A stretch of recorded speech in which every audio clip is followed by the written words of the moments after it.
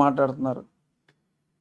ఈ సందర్భంగా మనం చెప్పుకోవాల్సిన విషయం, డాక్టర్ పివి రమేష్ గారి గురించి మీరు వినే ఉంటారు. జగన్మోహన్ రెడ్డి గారి దగ్గరే 3 సంవత్సరాలు ఆయనకి వ్యక్తిగత ప్రిన్సిపల్ సెక్రటరీ, సీఎం ఆఫీస్ అంతా ఆయనే హెడ్ చేశారు. మరి ఆయన మన రాష్ట్ర నివాసి, కృష్ణా జిల్లా. రీసెంట్గా ఆయన తండ్రి గారు చనిపోయారు, సుబ్బారావు. నాకు కూడా తెలుసు సుబ్బారావు.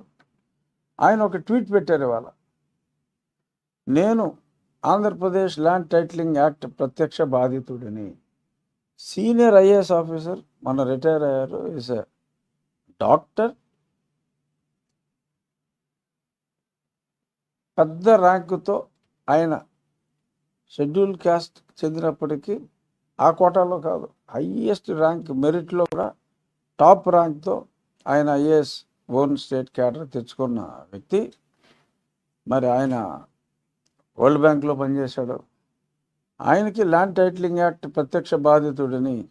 కృష్ణా జిల్లా విన్నకోట గ్రామంలో చనిపోయిన నా తల్లిదండ్రుల పట్టాభూములను మ్యుటేషన్ చేసేందుకు రెవెన్యూ అధికారులు నిరాకరించారు.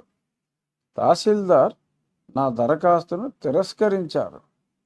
ఆర్డీఓ పోస్టు ద్వారా పంపిన పత్రాలను తెరవకుండానే తిరిగి ఇచ్చేశారు.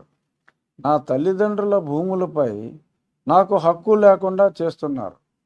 ఐఏఎస్ అధికారిగా 36 ఏళ్ల పాటు ఆంధ్రప్రదేశ్కు సేవలు అందించిన ఓ అధికారి పరిస్థితే ఇలా ఉంటే సామాన్య రైతుల దుస్థితిని ఊహించలేము. ఇది ఇంత దారుణం. అంటే ఒక సీనియర్ మోస్ట్ ఐఏఎస్ 85 బ్యాచ్ ఆయనకే మరి పరిస్థితి ఇంత దారుణంగా ఉందంటే, మామూలు వ్యవసాయ భూమి ఉన్నోడైనా, ఆస్తి ఉన్నోడైనా వాడి పరిస్థితి ఏంటి? అలా ఉంది ఇక్కడ. ఇప్పుడు నేను ఒక ఎంపీని, నన్ను తీసుకెళ్ళి బాధపడుతుంది. సో ఒక ఎంపీకే ప్రాణరక్షణ లేదు.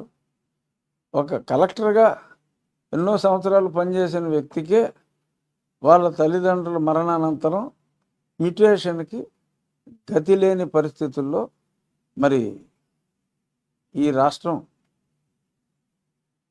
తీవ్రమైన, ఏం చెప్పాలి, కాయాస్ అంటారు, కాయాస్ అంటే ఇంకంతే.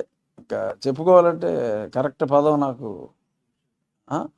సంక్షోభం అన్నది కూడా చిన్న మాట. ఇటు సర్వనాశనం చేసి పడేశాడు. సంక్షోభం, క్రైసిస్ ఇవన్నీ చిన్న మాటలు. వీడు చేసిన విధ్వంసానికి రాష్ట్రాన్ని విధ్వంసం చేసి పడేశాడు. ఎక్కడ లా అండ్ ఆర్డర్ లేదు, ఏమీ లేదు. సో ఈ ఒక్క పివి రమేష్ గారి ట్వీటే చాలు ఈ చట్టం గురించి ఎంత దరిద్రంగా ఉందో, ఎవడు బాగు కోసం ఈ చట్టం తీసుకొచ్చారో, ఎవడు కన్నాలు వేయడానికి చట్టం తీసుకొచ్చారో చాలా స్పష్టంగా ఈ ఒక్క విషయంలోనే మనకి క్లియర్గా అర్థమవుతుంది. ఇంకా ఒక గమ్మత్తైన విషయం నా దృష్టికి వచ్చింది. నేను నిన్న ఆదివారం నాడు